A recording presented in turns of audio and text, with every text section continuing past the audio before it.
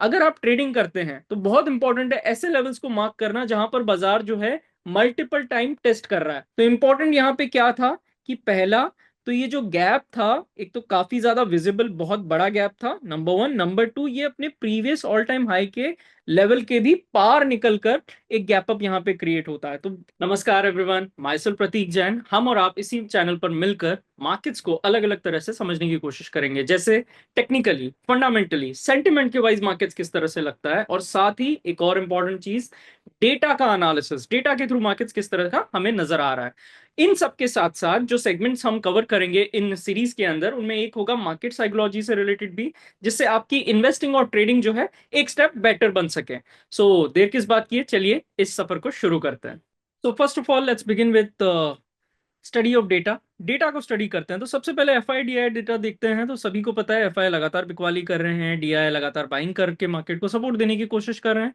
18 फरवरी का भी जो बाइंग का फिगर है वो एक डील की वजह से जरूर आता हुआ नजर आ रहा है एफआई का। वास्तविक ओवरऑल अगर हम देखें तो एफआई की तरफ से लगातार जो बिकवाली की चिंता है वो अभी भी बनी हुई है, और आने वाले हफ्ते में क्या इस पे कोई सॉल्यूशन निकलेगा या नहीं, क्या एफआई बाय करते हुए नजर आएंगे या नहीं, ये तो हमें आने वाले वीक में ही पता चल पाएगा।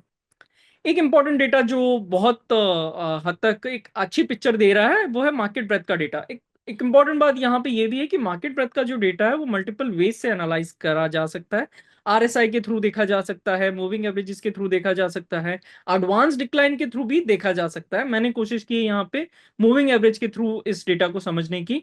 आने वाले सेशन में अगर आप चाहेंगे तो मैं आरएसआई के थ्रू या फिर एडवांस डिक्लाइन के थ्रू भी मार्केट ब्रेथ को स्टडी करके दिखा सकता हूँ। ओवरऑल डेटा की बात करते हैं तो यहाँ पे लगातार 3 सेशन से अगर हम चेक करें तो कंपैरेटिवली मंडे, ट्यूसडे और इवन लास्ट फ्राइडे के सेशन की तुलना में जो मूविंग एवरेज के ऊपर ट्रेड करने वाले स्टॉक है वो बढ़ते हुए नजर आ रहा है। यानी कि ओवरऑल मार्केट में जो पार्टिसिपेशन है स्टॉक्स के नीचे के लेवल से बाउंस होने का, वो अब हमको अच्छा नजर आ रहा है। तो ओवरऑल पार्टिसिपेशन यहाँ पे बाजार में होती हुई नजर आ रही है, which is a very good signal.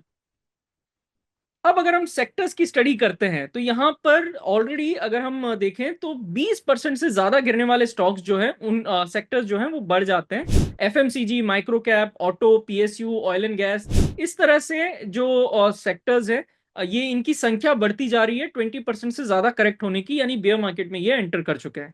अच्छे सेक्टर्स कौन कौन से यहाँ पे रिलेटिवली नजर आ रहे हैं निफ्टी से? तो health care, IT, private bank और bank Nifty relatively 52 week high से अगर हम चेक करते हैं तो यहाँ पे 10 से लेकर 13% की गिरावट जो है उनमें नजर आई है।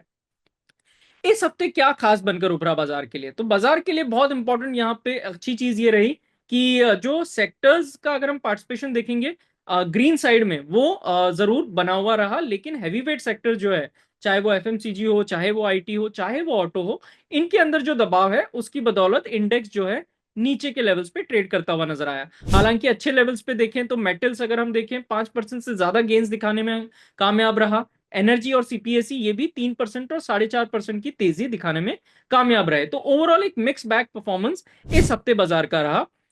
आने वाले सेशंस में आपको और किस तरह के डेटा सेट चाहिए, you can let me know in the comments. बात करते हैं सेंसेक्स की एक कहानी की मदद से। तो एक गांव था जिसमें ना एक बहुत बड़ा डैम होता था। डैम यानी कि बांध।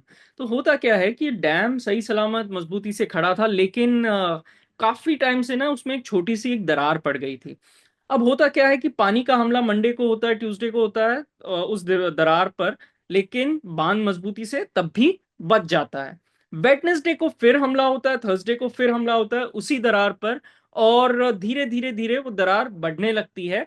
और जो समझदार हैं मार्केट्स के अगर नजरिए से बात करूं तो उन्होंने पता चल गया था वेडनेसडे और थर्सडे के दिन भी कि बाजार की ये जो सपोर्ट है ये धीरे धीरे टूटने की कगार पे पहुंच गई है।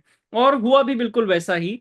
फ्राइडे के सेशन में ये जो इंपॉर्टेंट जो हमला था पानी का उस दरार पर, वो पूरी तरह सक्षम होता हुआ नजर आया, और फ्राइडे के दिन सेंसेक्स में 75,500 का जो सपोर्ट था वो टूटते हुए नजर आया, और निफ्टी में 22,900 का जो सपोर्ट क्लोजिंग लेवल पे होल्ड कर रहा था बार बार, वो टूटते हुए नजर आया। अब यहाँ पे दो इंपॉर्टेंट लेसन है। पहला, अगर आप ट्रेडिंग करते हैं तो बहुत इंपॉर्टेंट है ऐसे लेवल्स को मार्क करना जहां पर बाजार जो है मल्टीपल टाइम टेस्ट कर रहा है, और उन लेवल्स को मार्क करना और वहां पे कॉशियस रहना बहुत ज्यादा जरूरी है।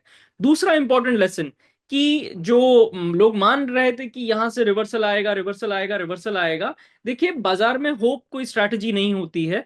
जब तक बाजार प्रॉपर रिवर्सल के सिग्नल्स ना दिखाए, तब तक होप के अंदर ट्रेड करना, this could be very dangerous strategy. So let's analyse Sensex technically. तो अब तक तो हमने देखा कि किस तरह से ओवरऑल 5 दिन में जो सेंसेक्स है उसने प्रदर्शन दिखाया। अब लेवल्स की बात करते हैं। सेंसेक्स का ओवरऑल अगर हम स्टांस देखें तो यहाँ पर बेरिश नजर आ रहा है। 76,500, 77,400, ये 20 और 50 डीए में लेवल है, जो कि रेजिस्टेंस के तौर पे एक्ट कर सकते हैं सेंसेक्स के लिए आने वाले सेशन में। इंपॉर्टेंट सपोर्ट कहाँ पे है? तो हमारे टेक्निकल में एक इंपॉर्टेंट आपने सुना ही होगा बार बार, resistance become support, support become resistance. तो यहां पर क्या हो रहा है, जो 75,110 या 75,100 का जो लेवल है, वो पहले एक रेजिस्टेंस के तौर पे एक्ट कर रहा था। तो पॉसिबिलिटी है कि ये एक सपोर्ट के तौर पे अब एक्ट करता हुआ नजर आए, नंबर वन, और इसने करने की कोशिश भी की है। दूसरा इंपॉर्टेंट सपोर्ट कहां पे है? तो 73,800 जो है आने वाले सेशन में उसके बाद में एक इंपॉर्टेंट सपोर्ट बनकर उभर सकता है। बात करते हैं मिड कैप निफ्टी की।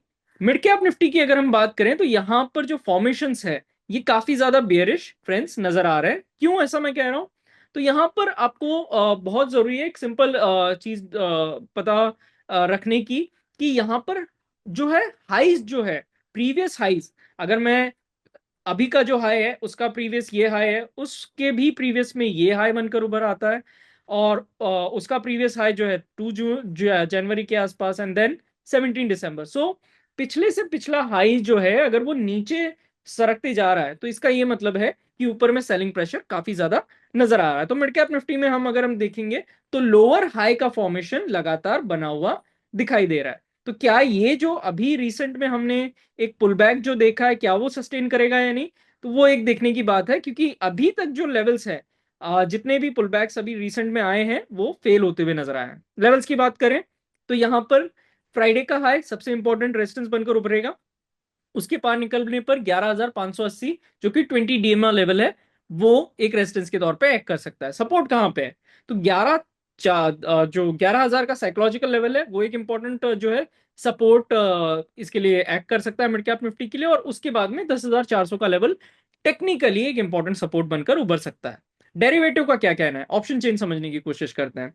तो मिड कैप निफ्टी चल रहा है 11,170 पर, और यहां पर अगर आप देखेंगे तो 2,264 कॉन्ट्रैक्ट्स अनवाइंड होते हुए नजर आए हैं पुट में 11,000 के स्ट्राइक पे। यानी कि इतना जो है ओटीएम पुट में भी यहां पर जो है जो पुट राइटर्स हैं उनमें दहशत का वातावरण नजर आ रहा है। यानी कि थोड़ा सा डर का फीलिंग नजर आ रहा है पुट में राइटिंग करते हुए। यानी कि ओवरऑल सेंटिमेंट्स जो बेरिश है वो ज्यादा दिखाई दे रहे हैं।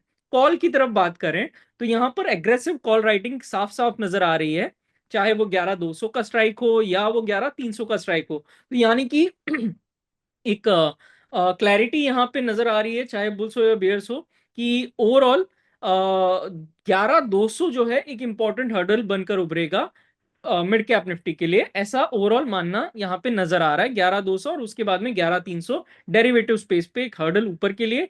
वहीं 11,000 तक के लेवल्स नीचे में डेरिवेटिव के माध्यम से अगर हम स्टडी करते हैं तो यहाँ पे नजर आ रहे हैं। 10,140 का ओपन इंटरेस्ट यहाँ पे बना हुआ है। काफी अच्छा खासा नंबर यहाँ पे दिखाई दे रहा है। बात करते हैं फिन निफ्टी की। तो यहां हमको देखने को मिल रहा है कि RSI 48, यानी कि एक हेल्दी RSI की रीडिंग के हिसाब से देखें तो हेल्दी स्टेट में ट्रेड करता हुआ नजर आ रहा है। ओवरऑल अगर हम बाकी इंडाइसिस से कंपेयर करें फिन निफ्टी को, तो यहाँ रिलेटिव आउट परफॉर्मेंस हमको नजर आ रहा है। सेटअप वाइज भी हमने देखा तो 3.5% के आसपास जो है अपने स्विंग लोज से अगर हम कैलकुलेट करते हैं यहाँ से, तो तकरीबन 3.5% के आसपास जो है दूर ट्रेड कर रहा है, जो कि अच्छी बात है। Dual bottom kind of formation था, मूविंग एवरेज के जस्ट बीच में ट्रेड कर रहा है। सपोर्ट कहाँ पे है? तो सपोर्ट है 22,950, और उसके बाद में 22,800 के लेवल पे फिन निफ्टी के लिए। रेजिस्टेंस जो बहुत जरूरी है पार करना, 23,400 का लेवल पार करना बहुत जरूरी है। उसके बाद में 23,750 के लेवल हमें फिन निफ्टी में देखने को मिल सकते हैं। ओवरऑल रिलेटिवली बेटर जो है ये सेक्टर परफॉर्म करते हुए नजर आ रहा है। अब बात करते हैं हम क्रूड ऑयल की। तो क्रूड ऑयल में फ्रेंड्स क्या नजर आ रही है चीजें? क्रूड ऑयल में काफी ज्यादा अगर हम ओवरऑल टेक्निकली देखने की कोशिश करते हैं तो यहाँ पे वीकनेस नजर आ रहा है। फ्राइडे का जो सेशन था काफी ज्यादा खराब जो है क्रूड ऑयल के लिए नजर आया, क्योंकि 4 दिन की जो तेजी थी पूरी तरह से उसने एक ही सेशन में खत्म कर दी। वीकली चार्ट और भी ज्यादा स्कैरी है यहाँ पे, क्योंकि लगातार अगर हम देखें तो 5 वीक रेड कैंडल्स बनते हुए नजर आ रहे हैं। रिसेंट के जो 2 वीक्स है वहां पर बड़े विक फॉर्मेशन हो रहे हैं, यानी कि ऊपर की तरफ एक लंबी छाया, यानी कि विक ऊपर की तरफ सप्लाई होती हुई नजर आ रही है। तो ये दर्शाता है कि ऊपर जब भी जाने की कोशिश की है वहां पे फेलियर है, क्रूड ऑयल के लिए हाथ आता हुआ नजर आ रहा है। इंपॉर्टेंट लेवल्स क्या है, तो नीचे में अब इंपॉर्टेंट लेवल है 67। अगर इसके भी नीचे निकलता है तो एक डाउन ट्रेंड फ्रेश यहाँ पे शुरू हो सकता है। ऊपर में रेजिस्टेंस कहाँ पे है, तो 73 74 ये जो जोन है क्रूड ऑयल के लिए इंपॉर्टेंट रेजिस्टेंस बनकर उभर सकता है। बात करते हैं सिल्वर की, तो सिल्वर में इंपॉर्टेंट है कि 33 के लेवल के पार निकले, क्योंकि लगातार हमने देखा है काफी बार कोशिश करने के बावजूद भी ये लेवल सिल्वर ब्रेक करने में नाकामयाब रहा है और लगातार वहां से सप्लाई आती हुई नजर आ रही है। तो 33 एक बहुत इंपॉर्टेंट लेवल है, इसके पार निकलने पर डिसिसिवली सिल्वर में एक ब्रेकआउट नजर आ सकता है। सपोर्ट कहां पे है, तो 31.90 32 का जो लेवल है वो इंपॉर्टेंट सपोर्ट के तौर पे एक्ट कर सकता है सिल्वर के लिए। इसके नीचे निकलने पर एक डाउन ट्रेंड फ्रेश बिगिन हो सकता है। हालांकि जब तक ये इसके ऊपर है तब तक फिर से कोशिश करेगा 33 के लेवल को ब्रेक करने की, और 33 का लेवल ब्रेक होने के बाद ही हम एक फ्रेश अप ट्रेंड सिल्वर में देख पाएंगे। गोल्ड में नजर दौड़ाते हैं, तो गोल्ड के अंदर एक पहले अगर हम देखें तो ओवरऑल बहुत ही अच्छे अप ट्रेंड में गोल्ड नजर आ रहा है। लेवल्स जो इंपॉर्टेंट है वो 2900 2910 के एरिया बहुत इंपॉर्टेंट है सपोर्ट के तौर पे। जब तक इसके ऊपर है तब तक हमें और भी ऊपर के लेवल्स गोल्ड में आते हुए नजर आ सकते हैं। 2950 2960 जो रिसेंट के हायर जोन्स थे वहां पर भी गोल्ड अपने आप को वापस लेकर जाने की कोशिश कर सकता है। नीचे में सपोर्ट 2900 2910 और उसके बाद में 2880 के आसपास सपोर्ट गोल्ड में नजर आ रहा है। सो फ्रेंड्स, अब तक हमने बात की gold silver crude oil in सब के बारे में। अब हम आज की पाठशाला में बात करते हैं गैप के एनालिसिस के ऊपर। इसी तरह हम अलग अलग हफ्ते में और भी दूसरे एनालिसिस के ऊपर बात कर सकते हैं। आपको कोई चीज जाननी है, you can comment in the comment section, हम उन कंसेप्ट पे भी कोशिश करेंगे आने वाले सेशंस में कवर करने की। तो आज के लिए सबसे इंपॉर्टेंट जो कंसेप्ट मुझे डिस्कस करना था वो था गैप का। गैप जो है ऑलमोस्ट एवरी डे किसी ना किसी स्टॉक में इंडेक्स में बनते रहते हैं छोटे मोटे गैप। इंपॉर्टेंट यहाँ पे है कि एक अच्छा खासा विजिबल गैप हो, और वो अगर चेरी ऑन केक रहेगा अगर वो अपने ऑल टाइम हाई के ऊपर हो। तो जब इस तरह के फॉर्मेशंस होते हैं तो वहां पे क्या होता है ये मुझे दिखाने की कोशिश करनी है। तो ये चार्ट आपके सामने है निफ्टी का। निफ्टी में इस तरह का गैप बना था 4 दिसंबर 2023 में। जी हाँ, और 20,500 के लेवल के ऊपर निफ्टी जो है तब खुला था, और 20,500 के लेवल के पार निकलने पर जो निफ्टी है वापस अगर हम देखेंगे तो आपने देखा है कि लास्ट 2 साल हो गए हैं निफ्टी वापस उस लेवल पे कभी नहीं आया है। तो इंपॉर्टेंट यहाँ पे क्या था कि पहला तो ये जो गैप था एक तो काफी ज्यादा विजिबल बहुत बड़ा गैप था, नंबर वन। नंबर टू, ये अपने प्रीवियस ऑल टाइम हाई के लेवल के भी पार निकलकर एक गैप अप यहाँ पे क्रिएट होता है। तो आने वाले सेशंस में आप चाहते हैं कि इस तरह के हम कंसेप्ट्स को और भी ज्यादा कवर करें तो फील फ्री टू कमेंट, और साथ ही और ऐसे कैसे इस तरह के जो गैप्स हैं वो आपने कौन कौन से स्टॉक्स में इंडाइसेस में देखे हैं, do mention me in the comments and I may try to revert at the same that you know what you have to look more in these kind of scenarios. Having said that, try to find such gaps. इस तरह के gaps आप ढूंढिए, ये आपकी investing या trading journey में बहुत हद तक एक कन्विक्शन बिल्ड करने में काफी मदद करेंगे। So this is for today's पाठशाला। Thank you so much for watching the video. अगर आप इस चैनल पे नए हैं तो इस चैनल को सब्सक्राइब करना ना भूलें, इस वीडियो को लाइक करना और अपने फ्रेंड्स एंड फैमिली में इसको शेयर करना बिल्कुल ना भूलें। हम कोशिश करेंगे आने वाले हफ्तों में और भी नए कंसेप्ट, अलग अलग कंसेप्ट को आसान भाषा में आपके लिए एक्सप्लेन कर पाएं, ताकि आपकी इन्वेस्टिंग और ट्रेडिंग जर्नी जो है वो एक स्टेप बेटर हो पाए। So thank you for watching the video. Will see you next time on the same channel. Investments in securities market are subject to market risks. Read all the related documents carefully before investing.